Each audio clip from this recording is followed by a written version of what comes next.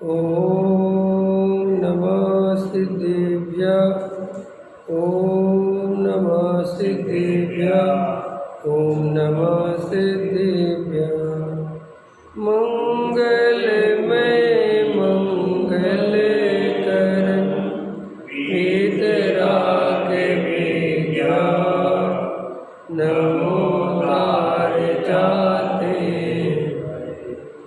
अरहंतादि महान करे मंगल करे होम ग्रंथ करन के काज जाते मिले समाज सब पावे निज पद राज सेवे उपाय करते कारण मंगल रूप विघ्न विनाशक सुख करन नमो शुद्ध शिव संतप्त मानस शांत हो जिनके गुणों के गान में वे वर्तमान महान जिन विजय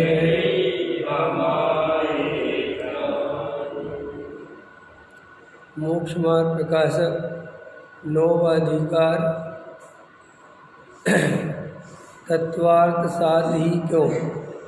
इसके अंदर अपनी चर्चा चल रही है विपरीत अभिनिवेश रहित श्रद्धान क्या है। अब उसके आगे पढ़ना है तत्वार्थ सूत्र में कहा है। कल अपन ने विपरीत अभिनिवेश कर तो देख लिया है ना।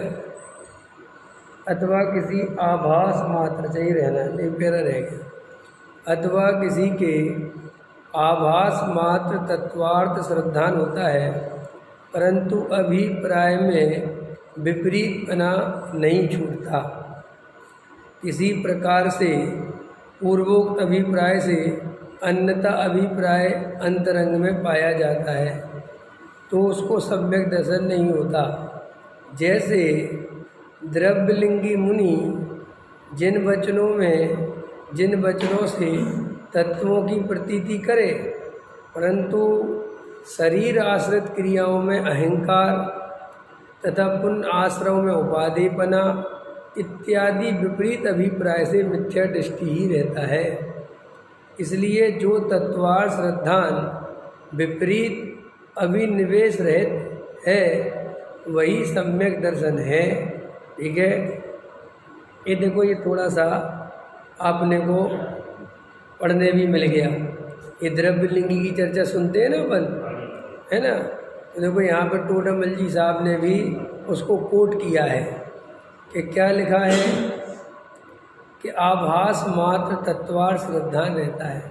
आभास माने अगर उससे 7 तत्वों के नाम पूछोगे तो बराबर बताएगा, 7 तत्वों की परिभाषा पूछोगे तो बताएगा और इनमें हे उपाधिपना ये भी बराबर बताएगा।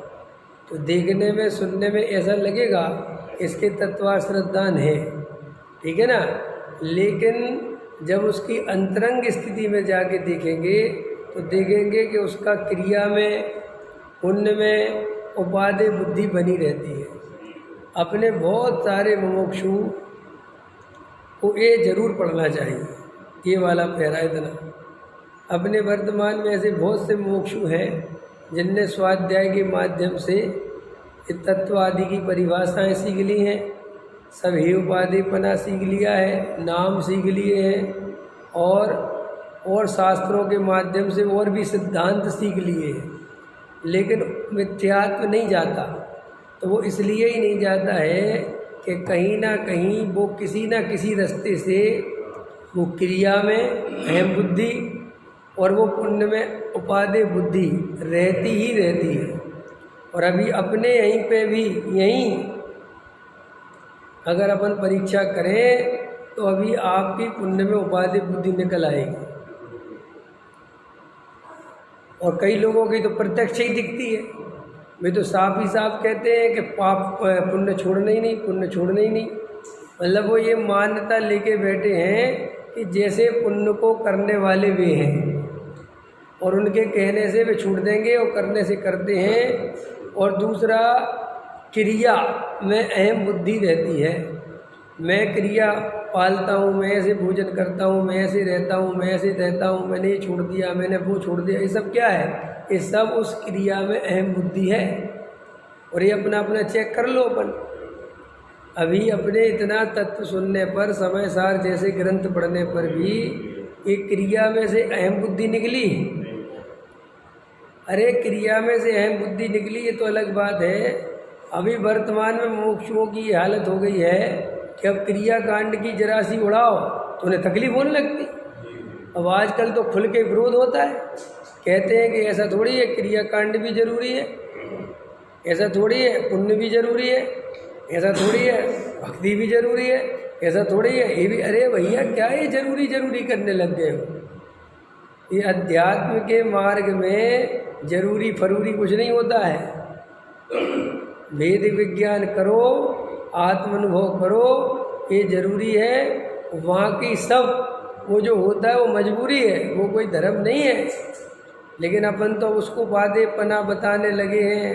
अब कितने विद्वान हैं वर्तमान में जिनने आत्मा की बात कमज़ोर कर दी है और पुण्य की धारा बहाने लगे। बिल्कुल अपने, बिल्कुल यहीं के विद्वान बता रहा हूँ, मुमुक्षुओं में।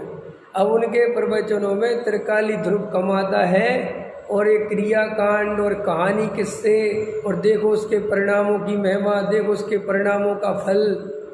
उस जीव ने ऐसे परिणाम करे तो उसको ऐसा फल मिला, अपने को परिणाम संभालने चाहिए। अरे देखो उसने उसका बुरा किया तो उसका ये हुआ, उसने उसके, ये सब चालू हो गया है। ये तो बहुत नीचे के प्रवचन है, ये मोक्षों के प्रवचन नहीं है, ये तो सामाजिक प्रवचन है। आध्यात्मिक प्रवचन में तो पुण्य को हे बताया जाता है, पुण्य तो दो कौड़ी का बताया जाता है, पुण्य में कोई दम भम नहीं है। और मैं जड़ की क्रिया कर सकता हूँ ऐसा है ही नहीं, मैं किसी का बुरा कर सकता हूँ ऐसा स्वरूप नहीं है। ये समझाना अध्यात्म को समझाना है। लेकिन अभी अपन देखते हैं बिल्कुल, अब बिल्कुल बैलेंस, और पुण्य की भी और व्यवहार की भी ज़रूरत है, और पुण्य छोड़ मत देना, और ये सब वो अपने तरीके से घुमा फिरा के, और सेठियों के गीत, पैसों के गीत, मंदिर बनवाओ, शिविर लगवाओ, फिर भावना करो, इन सब में इतना रस आ गया है। उस नई नई संस्था बनाओ, विद्यालय खोलो, इतना रस आ गया है इनमें विद्वानों को, सेठियों को, कि आत्मकल्याण की चिंता ही निकल गई। आत्मकल्याण की बात बहुत पीछे रह गई। जितने बड़े बड़े सेठियाँ हैं सबको संस्था बनाओ, विद्यालय खोलो, ये करो वो करो, अपन पीछे रह रहे हैं। आजकल समाज यहाँ जा रहा है, आजकल बच्चे बिगड़ रहे। अरे भैया तुम इसके लिए मोक्षु बने हो कि आत्मकल्याण करना है? जो जहाँ जा रहा है जाने दो, हम क्या करें हैं? हम कहाँ तक चिंता करेंगे जगत की? और पंडित वे स्कीम ले लेके आ जाते हैं कि अपन को ऐसे करना चाहिए, अब अपन को ऐसे करना चाहिए, अपन को वैसा करना चाहिए, अपन को वैसा। अरे क्या क्या करना चाहिए? अपना आत्मकल्याण कब करोगे? हैं? अभी होड़ लग गई, विद्यालय खोलो, 1 विद्यालय, 2 विद्यालय, 3 विद्यालय, 4 विद्यालय, 5 विद्यालय, 1 मंदिर, 2 मंदिर, 3 मंदिर। अरे ये देखो कि मैं अपना कल्याण कब करूँगा? ये जगत की चिंता कर करके ये बहुत तो चला जाएगा।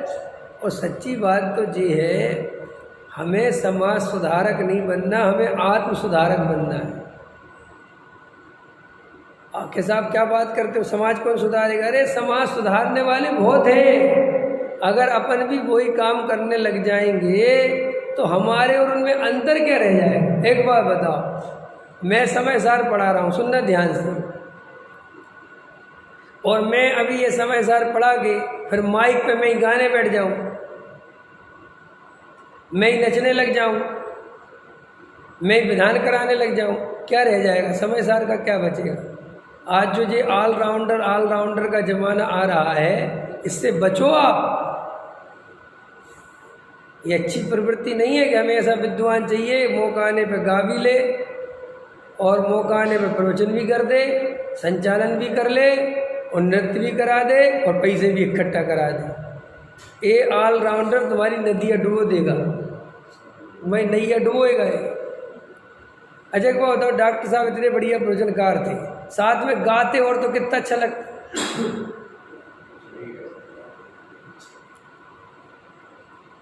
युगल जी बाबूजी थोड़ा गाते और नृत्य भी और करते युगल जी बाबूजी, क्यों?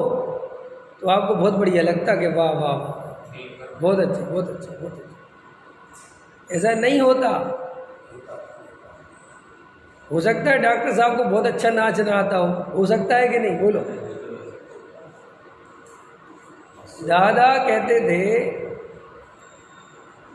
कि जब वो सोनगढ़ जाते थे, समझ में आया, तो बताते, सब सुना होगा प्रवचनों में, तो क्या होता था कि वहाँ पे भक्ति होती थी, तो बहन श्री वगैरह भक्ति ऐसे ऐसे चमर लेते थे और अपने बहू है, तो डॉक्टर साहब को उठा उठा के पकड़ाते थे। डॉक्टर साहब खड़े होके बस ऐसे पकड़ लेते, ऐसे करके कहते थोड़े पैर तो थरका लो, कि हम पैर थरकाएंगे तो समय सार कौन सुनाएगा। समझ में? कहने नहीं, भक्ति के भैया हमारी अपनी मर्यादा है। क्या कुछ जनेंद्रियों की भक्ति नहीं? अरे भक्ति तुम्हारे नाचने से नहीं होती, हर आदमी की अलग अलग भक्ति है। मैं समय सार पढ़ता हूँ, ये मेरे जनेंद्रियों के प्रति भक्ति है, और मैं अपने राग को रोक रहा हूँ। राग तो आ रहा है मुझे कि नाच लूँ, लेकिन मैं अपनी मर्यादा में रह के कि मुझे समय सार सुनाना है, मुझे अगर ये करूँगा तो उसकी मर्यादा भंग होगी। तो मैंने भक्ति करी है भगवान की, मुझे भगवान की भक्ति नहीं, ऐसा नहीं है, मेरे से बढ़िया भक्ति किसी की नहीं है। आप समझ रहे ना? तो लेकिन अभी आजकल सब मर्यादाएं तोड़ते हैं और चलता है। तो अपने को विचार करना चाहिए कि अपन ये धमाधम करने के लिए मुमुक्षु नहीं बने। ये ऑलराउंडर फालराउंडर से काम नहीं चलेगा। अपने को गंभीर प्रकृति का समय सार सुनाने वाला विद्वान चाहिए। अपने को ये नाचने कूदने का विरोध करना चाहिए कि भैया ये सब नहीं चलेगा। और उससे प्रॉब्लम ये होगी कि अगर हम ये सब ये कह के करवाएंगे कि इससे लोग जुड़े रहते हैं, तो आप अपना माल खराब कर लोगे। भाई इतनी सी बात है। फिर आपके साथ वे लोग भी जुड़ जाएंगे जिन्हें नाचने कूदने में मस्त हैं। ऐसा होता है ना। अब आजकल मोक्षुओं में एक प्रॉब्लम और आ गई। ये जो मोक्षुओं की कमेटियां बनी है, जो ट्रस्ट बने हैं, ये पैसे के चक्कर में व्यवहारियों को घुसा लेते हैं, क्योंकि वो 10, 20, 50 लाख फेंकते हैं और जो उनको ट्रस्टी बना लेते हैं पैसों के लोभ में। और बाद में क्या होता है, इनको वो साइड कर देगा, ये भाई साहब खुद जो असली मोक्षु थे, और वो मालिक बन जाएगा। और फिर वो मालिक बनते ही क्या करेगा, फिर तो वो धमाधम करवाएगा। उसे तो समय सार से कल भी मतलब नहीं था और उसे समय सार से मतलब आज भी नहीं है। अब तुमने तो अपनी प्रशंसा बड़ी करने के चक्कर में कि चलो हो जाएगा, लेकिन तुम्हें ये पता है कि तुम्हारा पत्ता कटेगा और ये मूल तत्व ज्ञान जिसके लिए बनाया था, इससे अच्छा तो अपना 100 गज का था। मूल तत्व ज्ञान तो चलता, पता चला 1000 गज का बन गया और समय सार गायब हो गया। वहाँ पर पता चला शादी के फंक्शन हो रहे, ये हो गए बच्चे सेठ जी कुछ दिन में। ये तुम्हारी बड़ी बड़ी संस्थाओं में फंक्शन होंगे, तो वही हो क्या रहा है, हो ही रहा है ना, होगा। कि क्यों कि भैया तुमने बिना परीक्षा करे, बिना उसके आत्मा की सच्ची जाने, पैसे की दम पे उसे मालिक बना दिया, तो ये तो गड़बड़ होनी ही होनी है।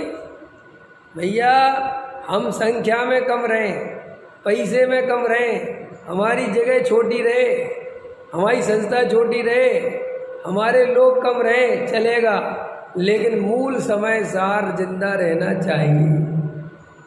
अगर मूल तत्व ज्ञान ही पेटी में वापस बंद हो गया, तो हमने गुरुदेव श्री के जो इतने ही उनका समझ लो परम उपकार है, वो हमने मिट्टी में मिला दिया।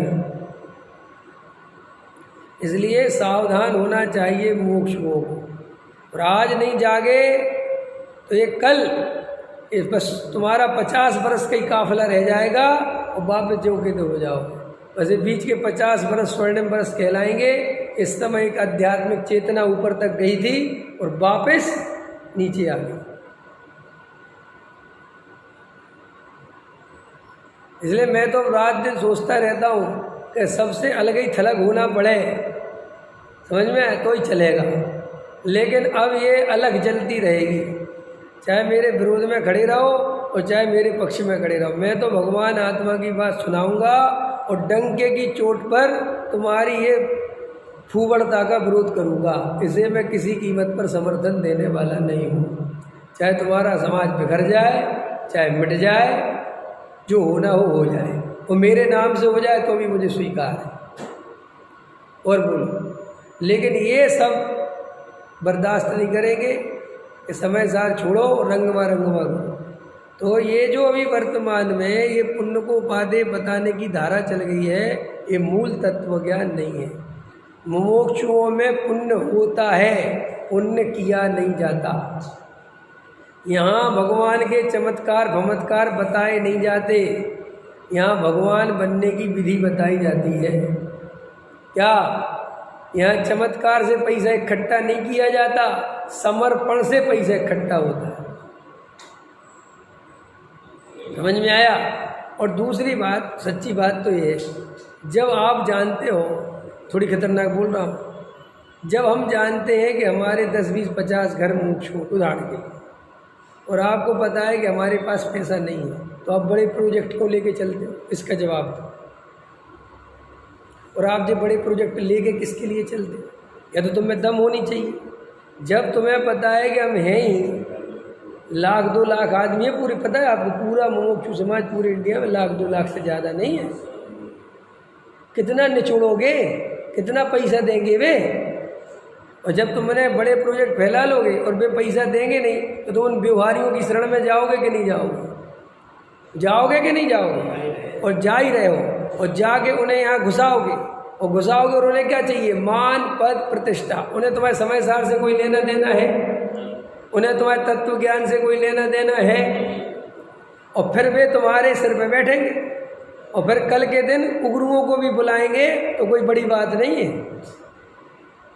क्योंकि उनको तो भीड़ चाहिए, उन्हें तो मान चाहिए। उन्हें तुम्हारे तत्व ज्ञान से क्या लेना देना? उन्हें कुगरू सुगरू का भेद कहाँ है?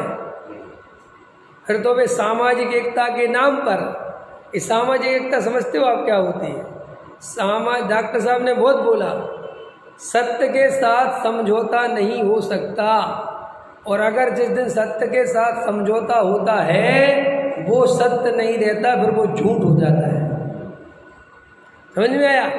बताओ जैन साहब, आग ठंडी के गरम बोलो, और एक पक्ष बोल रहा ठंडी, तो क्या करें? समझौता कर लें। तो क्या करोगे? 50% ठंडी और 50% गर्म, इसका नाम है समझौता।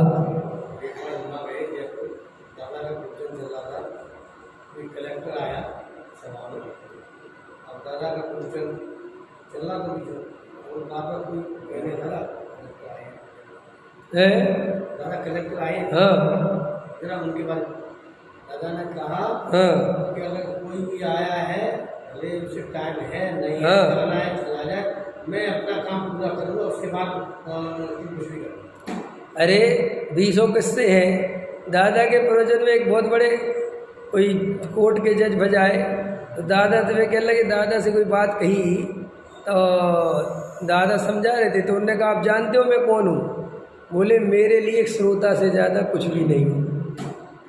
मेरे प्रवचन में बैठे हो ना, तो श्रोता से ज़्यादा औकात नहीं है तुम्हारी। ये बोला था उनने। बोले जज हो गए बाहर, यहाँ आए हो ना, मेरे को सुनने आए, मैं तुम्हारे कोर्ट में तो नहीं आया। जिस दिन मैं आऊँ ना, उस दिन तुम मेरे सर हो गए। अभी यहाँ मैं हूँ, और शांति से बैठ जाओ। ये सच्ची बात है। एक दिन यहाँ हुआ था बहुत समय पहले, जब 35 साल के 30 साल के थे, इधर ये दिल्ली में ही शांति साहू प्रसाद जी, समझ में आया? ये पहुँच गए उनके प्रवचन, उनके पिताजी की उम्र के, समझ में आया? और ये बैठ गए, और डॉक्टर साहब ने कहा कुछ भी जो बोले होंगे, डॉक्टर साहब का शांत होकर नहीं बैठ सकते, आपको सुनना नहीं आता। भाई साहब उनको तो आग लग गई कि ये कौन है, ये आज का छोकरा है क्या है, जानता भी कि मैं कौन हूँ। ऐसा लगता है कि नहीं लगता है? अहंकार बोलता है ना कि मैं कौन हूँ। तो जब प्रवचन खत्म हो गया तो बोले कि तुम्हें, तो बोले मेरे लिए आप श्रोता से ज़्यादा कुछ भी नहीं हो, समझ में, आप कुछ भी हो बाद में आप श्रोता है। तो जाके और लोग उससे शिकायत कर दी बड़े विद्वान गुरुदेव श्री के पास, तो गुरुदेव श्री तो कहते पहले वो ऐसा बोलते हैं, ठीक है आप दूसरी बात करो, क्योंकि गुरुदेव श्री क्या करते थे, जो विवादास्पद बात होती थी उसमें कुछ बात ही नहीं करते थे, माने वो खेड़ते नहीं थे, वो कि क्या हुआ कैसे, हाँ ठीक है खबर है, ठीक आ गई बात, अब तो क्या बोलोगे समझ में आएगी नहीं यार। तो वास्तव में विद्वत्ता तो ये है, अगर विद्वान सेठियों के पैर चाटने लगे, उनकी जी हजूरी करने लगे, पैर पड़ने लगे, काय का विद्वान। डॉक्टर साहब बोलते हैं मैं जब 20-22 साल का था तब से लेके अब जब 80 साल के हो गए थे, बोले मैंने आज तक आध्यात्मिक क्षेत्र में, प्रवचन के क्षेत्र में किसी को अपना बाप नहीं बनने दिया। कोई को खुल के बोलते थे, मैंने किसी के साथ नहीं कहा कि आप मेरे पिताजी हो, मैंने कभी नहीं कहा, बात खत्म, मेरे पिताजी गए और मेरे लिए श्रोता हो समझ में आया, कोई व्यवहार नहीं कि तुम मेरी पीठ थपथपाओ या मेरे गले में हाथ डालो, ऐसा मैंने व्यवहार किसी को अपने साथ करने नहीं दिया, चाहे वो मेरे बाबा की उम्र का क्यों ना हो। क्यों? विद्वान मतलब विद्वान, ये नहीं कि सेठ जी आ गए तो पैर छू ले, क्योंकि मैं तो लड़का हूँ, कम उम्र का हूँ, 22 साल का, सेठ जी 50 साल के। अब अपने कई विद्वान सेठियों के पैर छूते कि नहीं छूते, मैंने अपनी आंखों से देखा। भाई क्यों छूते हो तुम पैर? इस सेठियों के पैर छूने का क्या मतलब है? और तुम कहते हो हमसे बड़े हैं तो सबके छुओ।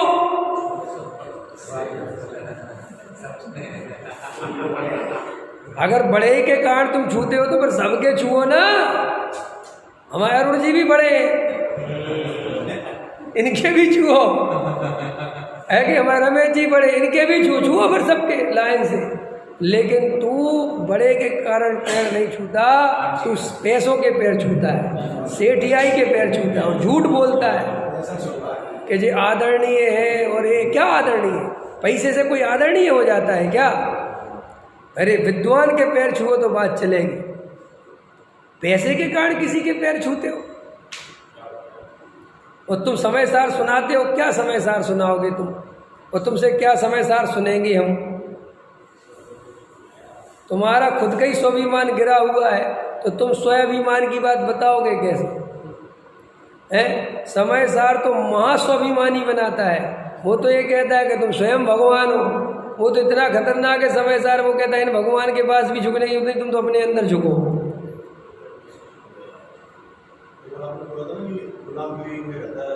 हाँ ये बिल्कुल पक्की बात है, ये तुम्हारी गुलामी सम्यक दर्शन नहीं होने देगी तुम्हें। ये गुलाम मार्गी बोलते ना, गुलाम मार्गी डॉक्टर साहब, इनका ऐसे नहीं चलता। जिनके अंदर ये दीनता, हीनता, एक कायरता भरी हुई है, वे क्या समय सार सुनाएंगे? समय सार सुनाने के लिए 56 इंच का नहीं, समझ में आया? हाँ 112 इंच का चाहिए। हाँ ये बहुमत से नहीं चलता। यहाँ एकला चलो रे, ये बहुमत से समय सार नहीं चलता, ये आत्मा के मत से चलता है। ये सरकारें तो बहुमत से चलती हैं। जब मोदी जी के 320 थे ना, मोदी जी सीधे नहीं चल पाते थे। अभी मोदी जी नीचे आ गए ना, वैसे बैठे रहते शांति से। तो जो बहुमत होता है, इसमें कब नीचे आ जाओगे पता नहीं चलेगा। लेकिन समय सार किसी के समर्थन से नहीं चलता, ये आत्मानुभव से चलता है। तुम सब भी भाग जाओ ना तो भी मेरी रीढ़ की हड्डी ऐसी ही रहेगी, और यहाँ 1000 आ जाओ तो भी ऐसी ही रहेगी। तब है समय सार सुनने पढ़ने का मतलब, तब है इसकी कीमत। भीड़ देख के तुम्हारा उत्साह दुगना हो जाता है और अकेले में तुम दीनहीन हो जाते हो, तो तुम समय सार पढ़ने सुनने वाले नहीं हो, तुम्हें कुछ समझ में नहीं आया। तो यहाँ पर जो पुण्य में उपादेय बुद्धि बता रहे हैं, साफ साफ टोडरमल जी साहब लिख रहे हैं, किंतु परंतु की बात नहीं लिख रहे हैं। देखो क्या क्या लिखा, जैसे द्रव्यलिंगी मुनि जिन वचनों से तत्वों की प्रतीति करे। जिन वचनों से माने आगम से पढ़ता है, समझ लेता है और प्रतीति भी कर लेता है कि तत्व सात होते हैं। अगर रात को 2 बजे उठा के भी पूछोगे तत्व कितने होते हैं तो क्या बोलेगा? और उन आश्रव है कि धर्म है तो क्या बोलेगा? आश्रव है। और आश्रव दुख रूप है कि सुख रूप है? दुख रूप है। आश्रव छोड़ने योग्य है कि भोगने योग्य है? बराबर है, पक्का है, सब बराबर बोल रहा है। तो कहते हैं जिन वचनों से तत्वों की प्रतीति करे, परंतु अभी भी अपने यहाँ पे है ना क्रियाकांडी, अगर उनसे पूछो कि बताओ तत्व कितने होते हैं तो जवाब सही देंगे कि नहीं? उनसे पूछो हे उपादेय तो सही बताएंगे कि नहीं? बराबर बताएंगे ना। ऐसे ही टोडामल जी कह रहे, ऐसे ही वो द्रव्यलिंगी मुनि जैसे बराबर बताता है। परंतु शरीर आश्रित क्रियाओं में अहंकार तथा पुण्य आश्रव में उपादेय पना, देखो ये 2 मूल भूल ले गए, फिर बाकी उन्हें इत्यादि शब्द लगा दिया। माने ये मूल में 2 बातें समझना, जड़ की क्रिया में अहंकार और पुण्य में उपादेय बुद्धि। इस शरीर की क्रिया है व्रत उपवास, मैं ऐसे रहता हूँ, मैं ऐसा पानी पीता हूँ, मैं ऐसे चलता हूँ, मैंने हरी छोड़ दी, 20 साल हो गए, मैं बाजार का पानी भी नहीं पिया, मैं शुद्ध उबला हुआ पानी पीता हूँ। ये सब शरीर आश्रित क्रियाओं में क्या चल रहा है? अहंकार। अहंकार माने कर्तृत्व, अहमपना, मैंने की, करी कि नहीं करी? अभी ये पूजा किसने करी? देवेंद्र जी करी आज पूजा के नहीं है? तो अहंकार के साथ करी कि बिना अहंकार से करी? बिना अहंकार के करी ना, है? Very good. अहंकार से किसने करी बताओ? किसी ने नहीं करी? चलो मेरे पास रह के सुधर तो गए हैं। हाँ, कहने के लिए सुधरे के अंदर से सुधरे। या कल कोई दूसरा पंडित आए तो कहो कि मैंने करी है? अब तो नहीं करते ना रमेश जी, अहंकार के साथ तो नहीं करते, अहंकार के साथ तो नहीं करते। हाँ तो देखो है, सुनील जी पूजा करी थी आज? करी थी, हाँ ठीक है। किसने करी थी? किसने करी थी? मैंने करी थी? किसने करी थी? क्या अभी याद ही नहीं किसने करी थी? समझ में आया कि नहीं? याद नहीं? तो देखो अभी फिर कच्चे हो। शरीर आश्रित क्रियाओं में अहंकार तथा पुण्य आश्रव में उपादेय बुद्धि।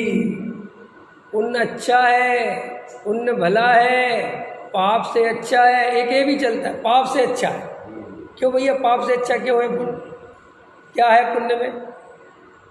ये जो अपन किसी ना किसी रास्ते से वो पुण्य को उपादेय कर लेते हैं, ये बात ठीक नहीं है। देखो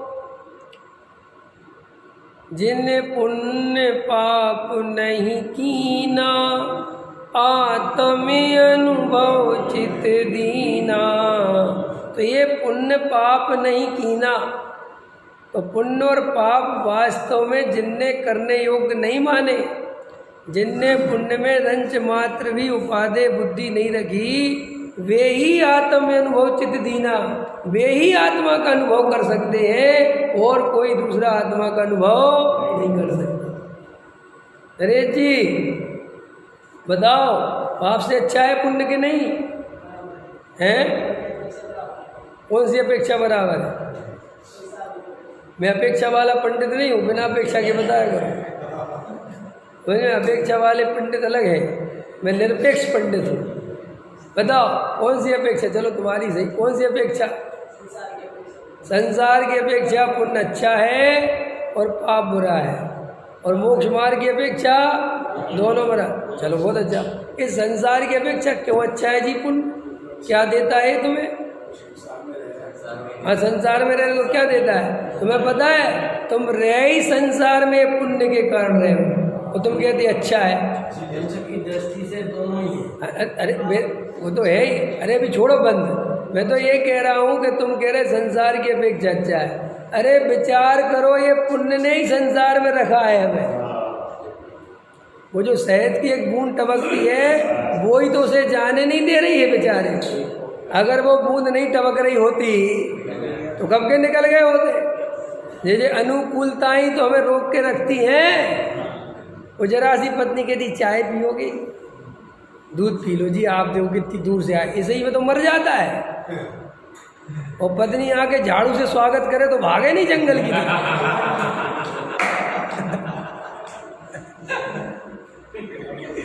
है। अरे तो एक क्या है, ये पुण्य है क्या? ये बड़े बड़े सेठियों को खा गया, बेचारे मंदिर आए थे समय सार सुनने, और पुण्य का उदय ज़्यादा था। लोगों ने बाबूजी बाबूजी बाबूजी बाबूजी बाबूजी कुर्सी, बाबूजी बाबूजी बाबूजी मर गए, बाबूजी भूले गए हम समय सार सुनने आए थे। तो ये पुण्य कहाँ जीव को कुछ भला करता है? ये पुण्य तो जीव को भ्रमित करता है। ये संसार की अपेक्षा अच्छा है, बिल्कुल गलत बात है ये। अच्छा ये कह रहे हो, हाँ तो ठीक है, कोई बात नहीं, अच्छी बात है, ये भी सही, समझ में आया। तो अपेक्षा तो किसी अच्छा नहीं हुआ ना। तो आपने ये कहा कि किसी अपेक्षा पुण्य ही है, तो किसी अपेक्षा पर उपादेय होगा ना, उसका अर्थ होता है। देखो जब अपन ये बोलते हैं कि मैं किसी अपेक्षा से कह रहा हूँ, इसका अर्थ ये होता है कि कोई दूसरी अपेक्षा भी है। अगर हमें कोई अपेक्षा ही नहीं तो अपेक्षा लगाने की जरूरत क्या है? अब समझ गए ना? हाँ, ही और भी का अंतर तो सुना होगा ना। तो पुण्य किसी भी अपेक्षा से अच्छा नहीं है, और तुमने उसे किसी भी अपेक्षा से अच्छा माना तो वो पूरा का पूरा मिथ्यात्व का महल खड़ा कर देगा। हाँ, क्योंकि उस पुण्य में है ऐसा रस, वो छूटता नहीं है। वो धन रुपया पैसा मकान दुकान ये क्या है? ये सब लोग कहते हैं अरे पुण्य से हमें देवशास्त्र गुरु मिले, पुण्य से हमें देवशास्त्र गुरु मिले। अरे भाई साहब, पुण्य से देवशास्त्र गुरु मिले कि धर्म की रुचि से मिले? ये देवशास्त्र गुरु का बहुत हल्ला मचाते, पुण्य से मिले। ये कोई पुण्य से नहीं मिलते, ये क्रिया कांड करने से देवशास्त्र गुरु नहीं मिलते। सुन लो अच्छे से, ये तुम भूखे मरे हो गए पिछले जन्मों में इसलिए तुम्हें देवशास्त्र गुरु मिल गया, ये अर्थ नहीं है। या तुमने कहीं दान दिया होगा इसलिए, अरे नहीं, जो किसी जन्म में या पिछले जन्म में हमने कहीं सच्चे देव शास्त्र गुरु की भक्ति करी होगी, हमने सच्चे देव शास्त्र गुरु का बहुमान करा होगा, उसके बदले ये मिला है देव शास्त्र गुरु। अगर हमने दान वान दिया होता तो हम इस जन्म में करोड़पति होते। उसका फल ऐसे नहीं है। ये देव शास्त्र गुरु धन देने से नहीं मिलते। देव शास्त्र गुरु से ही मिलते हैं। आया समझ में?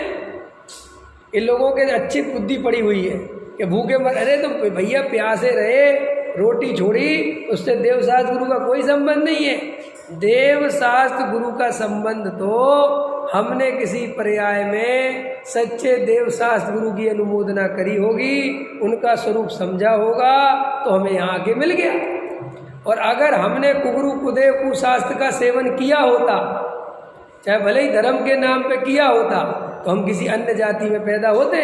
इसलिए जो अन्य जाति में पैदा हो जाते हैं और अगर वे पिछले जन्मों में दान पुण्य करके आए तो यहाँ करोड़पति अरबपति रहते हैं, लेकिन वे गृहीत मिथ्या दृष्टि रहते हैं। अभी बताओ, मुकेश अंबानी का पुण्य ज़्यादा है क्या आप? अरे अभी जैसा अपेक्षा कह रहे वो होता कि भाई पैसे वाला पुण्य उसका है ना उतना पे, लेकिन देखो गृहीत मिथ्या दृष्टि है। तो अब वो साहब उसने पिछले जन्मों में पुण्य करा तो वो सच्चा देव शास्त्र गुरु क्यों नहीं मिले उसे? क्योंकि उसने सच्चे देव शास्त्र गुरु वाला काम नहीं किया। उसने वहाँ पिछले जन्मों में दान ऐसे करा होगा, लंगड़े को, लूले को, इनको उनको इनको सबकी मदद करी, तो इससे क्या है, धन वाला पैसा वाला आता है।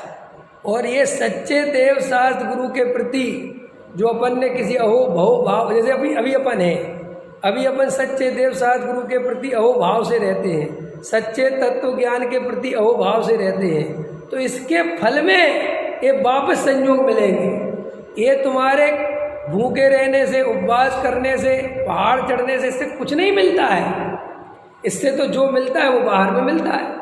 तो इसलिए जो पुण्य पुण्य करते हैं, हम जो ये समय सार सुन रहे हैं, भगवान आत्मा की बात सुन रहे हैं, इससे हमें उस जाति का पुण्य बनता है जिस जाति में देव शास्त्र गुरु का समागम मिलता है।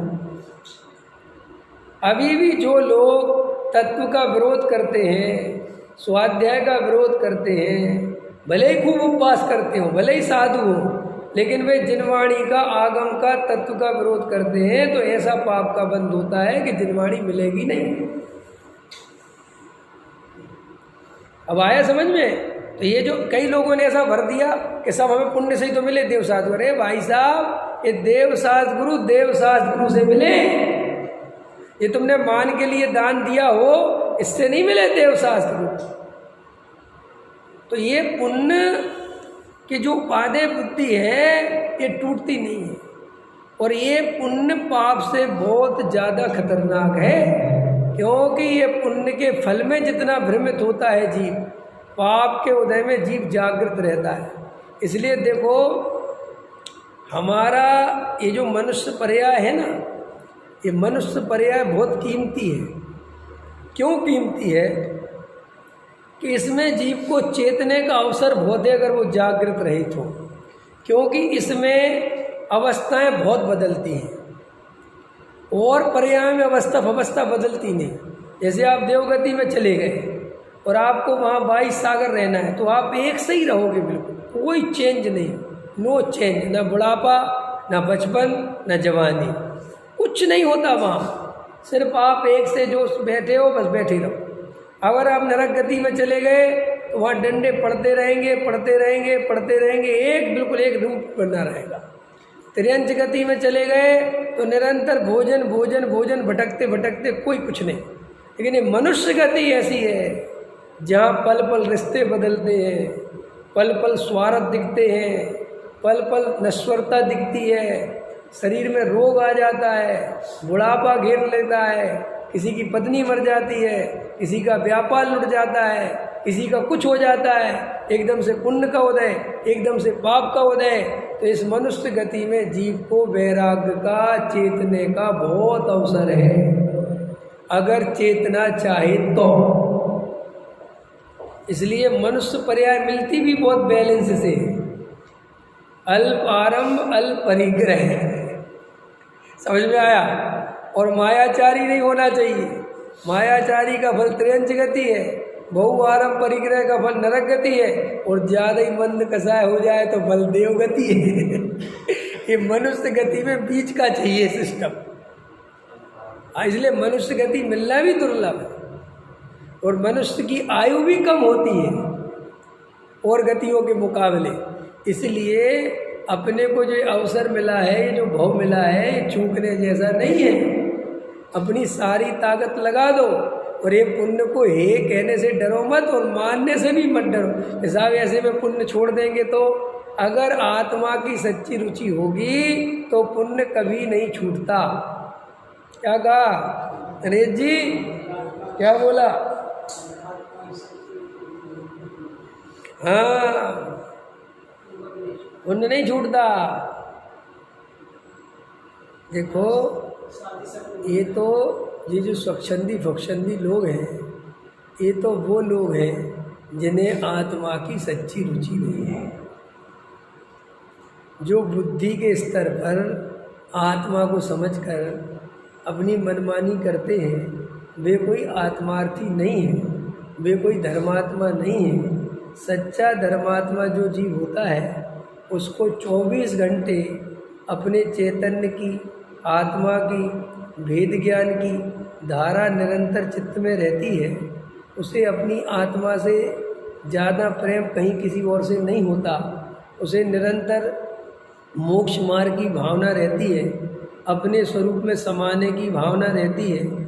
उसे संसार में स्वप्न में भी सुख भासित नहीं होता, चाहे भले ही वो कितने ही राग द्वेष के बीच में रहे, कसायों के बीच में रहे, चक्रवर्ती बन के रहे, राजा महाराजा बन के रहे, लेकिन उसकी श्रद्धा में एक त्रिकाली ध्रुव ज्ञायक भगवान आत्मा बसता है। ये ही उसके सम्यक दर्शन का कारण है। और ये कोई आदमी मंदिर आ गया, पूजा कर ली और किसी ने थोड़ा आना बंद कर दिया, पूजा छोड़ दी, अब उनको लगता है साहब ये स्वच्छंदी हो गया। ये कोई कुछ नहीं, इन बातों में कोई दम नहीं है। ये बहुत बच्चों के खेल खिलौने जैसे हैं। अंदर का श्रद्धान मजबूत करो।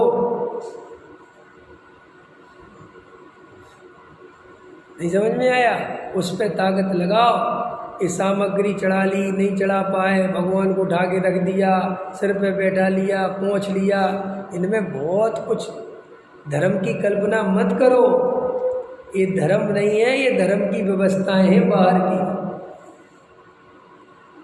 पैकिंग जैसा है, माल तो अपने अंदर अपना त्रिकाली ध्रुव है।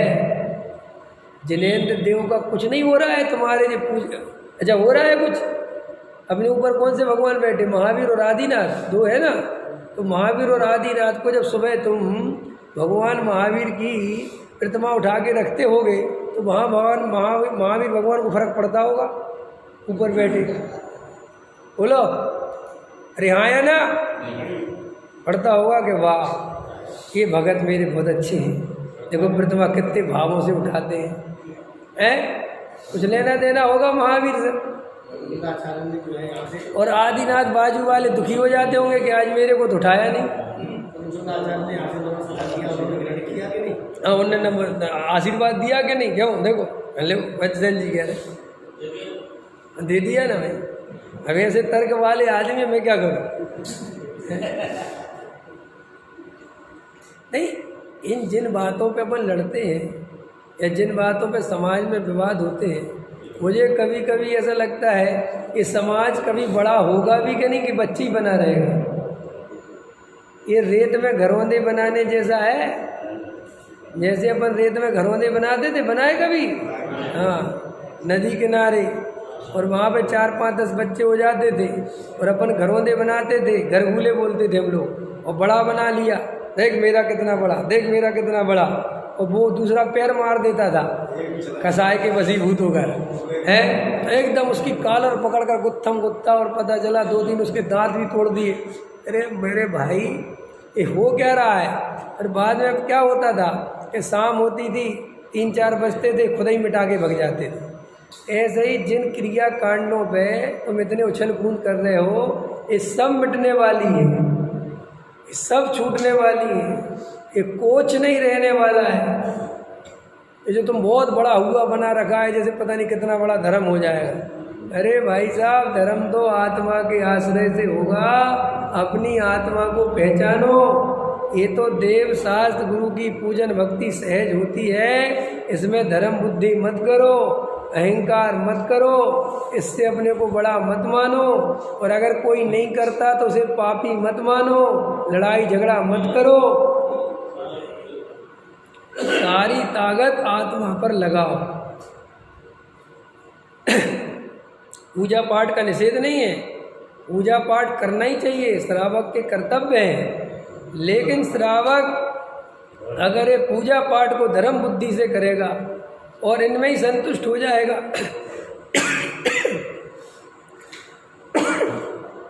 तो भाई साहब बहुत बड़ा अवसर खो देगा, बहुत बड़ा अवसर।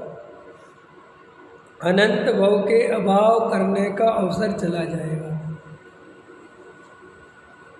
ये जीवन आत्मानुभव करने के लिए मिला है। ये लाइन अपने घर में लिख लो। समझ में आया? और कुछ नहीं है कि साहब ये बाकी, अरे ये तो बाकी के सहज होते हैं, इनको करना वरना नहीं पड़ता। और अगर तुम्हें करना पड़े तो समझ लेना कि ये अभी हो ही नहीं रहे हैं। पूजा करनी पड़े तो वो पूजा नहीं है। समझ में आया कि नहीं आया? देखो अंतरंग में ये पुण्य में से उपादेय बुद्धि निकालो। नहीं निकलती तो निकालनी पड़ेगी। नहीं निकालोगे तो देखो यहाँ साफ साफ लिखा है टोटामल जी ने, क्रियाओं में अहंकार तथा पुण्य आश्रम में उपादेय पना इत्यादि विपरीत अभिप्राय से मिथ्या दृष्टि ही रहता है। कौन? जो ऐसा करेगा। तो अपन अगर ऐसा करेंगे तो अपन मिथ्या दृष्टि ही रहने वाले हैं, अच्छे से समझ लेना। चाहे तुम सम्यक दर्शन के कितने ही सपने देखो, सम्यक दर्शन होने वाला नहीं है। आया समझ में? देखो क्या कहते, अभिप्राय से मिथ्या दृष्टि ही रहता है। इसलिए जो तत्वार्थ श्रद्धान विपरीत अभिनिवेश रहित है वही सम्यक दर्शन है। समझ में आया? जिस श्रद्धान में क्रियाओं में अहंकार नहीं होगा, पुण्य में उपादेय बुद्धि नहीं होगी, केवल एक अपने त्रिकाली ध्रुव ज्ञायक भगवान आत्मा में उपादेय बुद्धि होगी, वो ही सम्यक दृष्टि होगा। और जिसे पुण्य में जरा रंच मात्र भी उपादेय बुद्धि बरतती है, ऐसे भाव रहते हैं कि कम से कम पाप से तो बच गए। और पाप से बचने को अगर हम मनुष्य भव की सार्थकता मानते हैं तो ये बहुत बड़ा अज्ञान है। मनुष्य भव पुण्य पाप से बचने के लिए नहीं मिला, मनुष्य भव पुण्य पाप दोनों के नाश करने के लिए मिला है। क्या बोला अरविंद जी? हैं अरविंद जी हंस क्यों रहे हैं? जो बॉम्बे से आए थे ना, वो आपका नाम ले रहे थे। जो भी आए थे ना कि मित्र मिलने बॉम्बे से, वो आपका नाम ले रहे थे। कह रहे थे अरविंद जी को आप बहुत डांट पिलाते हो। हमने कहा हमारे सेठ जी है। बोलो बोलो। ये बात अपन को समझनी चाहिए। ये बात अपने दिमाग में गलत सिग्नल गया है, गलत मैसेज गया है कि कांजी स्वामी ने पुण्य को ही बताया। ये गलत है। गुरुदेव श्री ने पुण्य को ही नहीं बताया, पुण्य ही है। ये जिनागम में लिखा है, उनने तो बताया है कि ये लिखा है भाई। ये लोगों को ऐसा लगता है ये सोनगढ़ी पुण्य को, अरे भैया सोनगढ़ी पुण्य को ही नहीं बताते, पूरा जैन धर्म पुण्य को ही बताता है। तुम्हें पता नहीं था, हमने बताया, इसलिए तुम्हें ऐसा लगता है कि हमने बताया। देखो भूधरदास जी की स्तुति सुन लो, उसमें लिखा है कि नहीं है? पुण्य पाप मिल दो पायन बेड़ी डाली। अब मुझे बताओ, ये जो रचना है ये तो गुरुदेव से कितने पहले की है, और अभी पुराने आध्यात्मिक भजन उठाओ, आप उसमें पढ़ो, कहीं पर भी अगर पुण्य को उपादेय बताया हो तो, सच बता रहा हूँ, ये तो समझ लो गुरुदेव श्री के पहले ये सब आध्यात्मिक धाराएं बहती थीं, लेकिन ये बिल्कुल झरने की तरह बहती थी। बहती तो थी, पता किसी को नहीं चलता था, क्योंकि लोगों को कुछ अतई पता नहीं था, पढ़े लिखे नहीं थे, इतने समझते नहीं थे, इतने साधन नहीं थे, गांव देहातों में रहते थे, शास्त्र छपने की व्यवस्था नहीं थी, पेटियों में बंद रहते थे, कुछ अता पता था नहीं। और ये तंत्र मंत्र, ये सब मैंने आपको बताया था, ये डॉक्टरी फॉक्टरी थी नहीं, अस्पताल थे नहीं, ये झाड़ फूक अतिशय छेद तीरथ छेद, ये सब अपने आप में डेवलप हो रहे थे धर्म के नाम पर, क्योंकि किसी को कुछ पता ही नहीं था। शास्त्रों में तो सब लिखा था। ये आप आध्यात्मिक भजन पढ़ो, ये सब लिखा हुआ है। ये तो आप 50 और रेफरेंस खोज लो, ये पूज्य गुरुदेव श्री से पहले पुण्य को कितना ही बताया गया। ये तो जैन धर्म का मूल तत्व ज्ञान है, लेकिन समझने समझाने वाला कोई नहीं था। और पूज्य गुरुदेव श्री जब आए और उनको ये तत्व ज्ञान मिला और उनने जब इसकी धारा बहाई, तो वो जो झरने की तरह बहते थे ना, वो उनने समुद्र बना दिया। समझ में आया? तो वो फिर लोगों को पता चला कि यार ये क्या चीज़ है, तो वो सब उनके नाम पे आ गया, जैसे उनने चलाया हो या उनने, जबकि वे तो तुम्हारा ही पढ़ के तुम्हें बता रहे। समय सार दिगंबरों का है कि श्वेतांबरों का? दिगंबरों का। तो दिगंबरों का था, तो दिगंबरों में पहले से था कि गुरुदेव कहीं से लेके आए। तो उसी समय सार में जो लोहे बेड़ी बांधती तो स्वर्ण की भी बांधती, तो पुण्य पाप दोनों बेड़ी कर्म बेड़ी, ये पहले ही से लिखा था कि उनने लिख दिया। कई लोग कहते इनने एडिशन चेंज कर दिए। अरे तो भैया तुम जाके 16वीं ईस्वी का समाचार उठा ले आओ, जाओ, उसमें तो नहीं कर सकते। अगर हमारा विरोध करना है तो ले आओ प्रमाण, करो। अब ये तो कोई बात नहीं हुई कि हवाई फायर करो, ऐसे तो सब पुण्य छोड़ देंगे, ये तो सब कर देंगे। अरे भैया हवा में बात मत करो, मूल तत्व ज्ञान जो है वो बताओ। उसको छोड़ देंगे छाड़ देंगे ये प्रश्न नहीं है, मूल वस्तु स्वरूप क्या है, सच्चाई क्या है वो बताओ। परम सत्य क्या है वो बताओ। सत्य चुभेगा, सत्य तकलीफ देगा, ये प्रश्न नहीं। सत्य तो सत्य है, अब वो तुम्हें चुभे नहीं, तो हम क्या कर सकते। लेकिन सत्य बोलने से लोग डरते हैं, इसलिए अपने को इस पुण्य में उपादेय बुद्धि नहीं रखनी। और अगर अपन सच्चे मुमुक्षु हैं तो ये पुण्य के गीत बिल्कुल भी नहीं गाने हैं किसी भी अपेक्षा से। पुण्य ही है तो ही है। पूजा पाठ करना हो तो करना, वो घर जाना हो तो भाग जाओ, लेकिन तुम्हारे पुण्य को मैं शाबाशी देने वाला नहीं हूँ। दादा ने कहा था कि नहीं आपको खुली थी क्या? हाँ जो है सभा वाली में सारे मुद्दा निकलते हाँ हाँ दादा पार्टी कहने लगे तो ये आगे पुण्य में कहने वाले। हाँ दादा ने कहा शायद हमें तो ये लगता है शंकरनाथ भगवान के आपको खुली थी। हाँ बराबर है। अभी ऐसा बोल दो कि शांतिनाथ को मोतिया बिन था तो लड़ते। अरे वो किस अर्थ में बोला, किस बात में बोला, क्यों बोला, वो ध्यान नहीं देना है, लड़ना है बस। हम ये कहते हैं कि आप शांति से बैठ के वस्तु स्वरूप को समझो ना भाई। ये तो अपन बाद में डिसाइड करेंगे कि पूजा करना कि नहीं करना। वस्तु स्वरूप क्या है ये तो समझना ही पड़ेगा ना। जो परम सत्य है वो तो जानना ही पड़ेगा ना। अगर मोक्ष मार्ग में जाना है तो। और देखो भैया, तुम्हें संख्या बढ़ानी है, तुम्हें संस्था चलानी है, तुम्हें लोगों को लालच दे के बुलाना है, लोगों को बरगलाना है, भ्रमित करना है, तो भाई साहब ये ऊट पटांग काम करो, ये तो सच्चा धर्म है नहीं। सीधी सी बात। जो संख्या की चिंता करे वो कायेगा मोक्ष, जो दान की चिंता करे वो कायेगा मोक्ष। समझ में आया? जो लोगों को वर्गलाने के लिए, जोड़ने के लिए, उनमें में धर्म बताने लगे वो कायेगा मोक्ष। उसे अपने आप को पूज्य गुरुदेव श्री का भगत कहने का अधिकार नहीं है अगर वो पुण्य में रंच मात्र ही उपादेय बुद्धि का पक्ष लेता है तो, समर्थक है तो।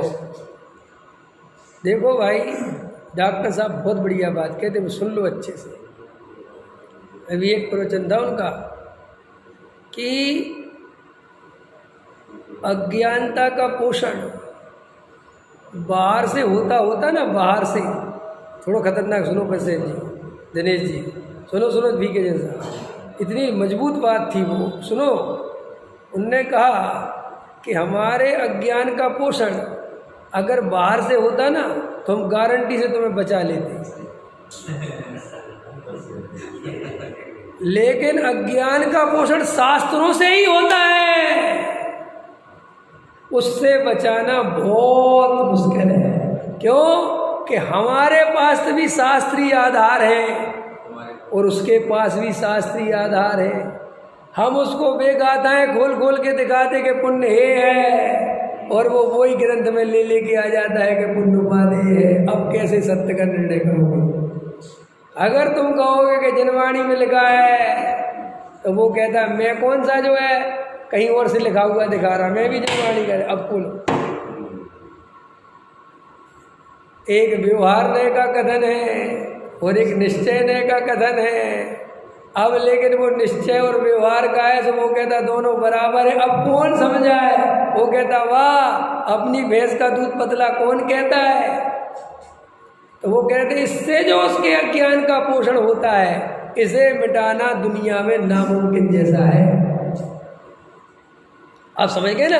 क्योंकि वो कहता है अच्छा ये लिखा, देखो देखो यहाँ लिखा, रत्नकर्ण शराब का 4 में लिखा, तो उससे कहोगे ये व्यवहार ने कहा ये क्या बात हुई? अभी तो कहते जनवाणी में लिखा दिखाओ, और अब जनवाणी में लिखा दिखा दिया तो अब कहते ये व्यवहार ने का कदम, ये बहुत बढ़िया। अंदर समझ में आया? ये है चक्कर। और सुनो, इतना ही चक्कर नहीं है, व्यवहार नय का कथन है 99% और परमार्थ का कथन है 1%। तो अगर आगम से चलेंगे तो वो अपनी बात ज़्यादा अच्छे से सिद्ध कर पाएगा, हम नहीं कर पाएंगे।